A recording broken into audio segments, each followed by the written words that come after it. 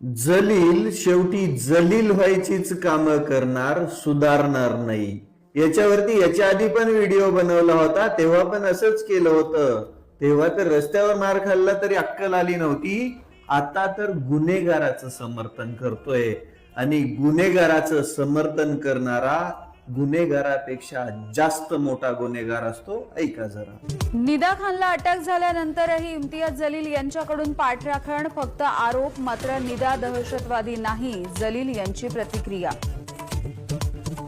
निदा खान ही TCS प्रकरणामधील मुख्य आरोपी आहे, जिच्यामुळेच हे सगळं रॅकेट चालल्या गेलं असा आरोप आहे तिच्यावरती।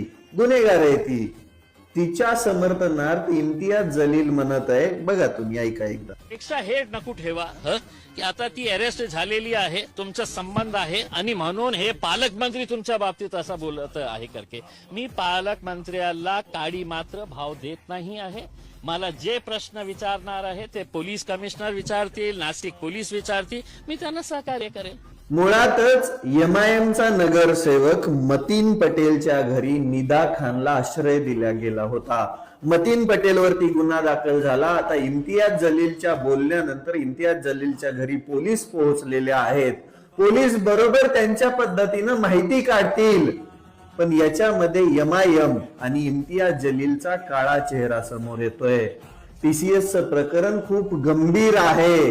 याच्यामध्ये जलील म्हणत आहे निदा खान काय दहशतवादी नाहीये, मग बांडगुळा कोण आहे? तिने TCSचं प्रकरण हलक्यात घेण्यासारखं नाहीये आणि अशा आरोपीचं जलील सारखा माणूस समर्थन करत असेल तर हा खरंच जलील आहे, याला काडी मात्र अक्कल नाहीये। आरोपीचं समर्थन करणारा तो प्रत्येक गुन्हेगार हा गुन्हेगारापेक्षा मोठा असतो। त्याच्यामुळं इम्तियाज जलीलला लगेच अटक झाली पाहिजे।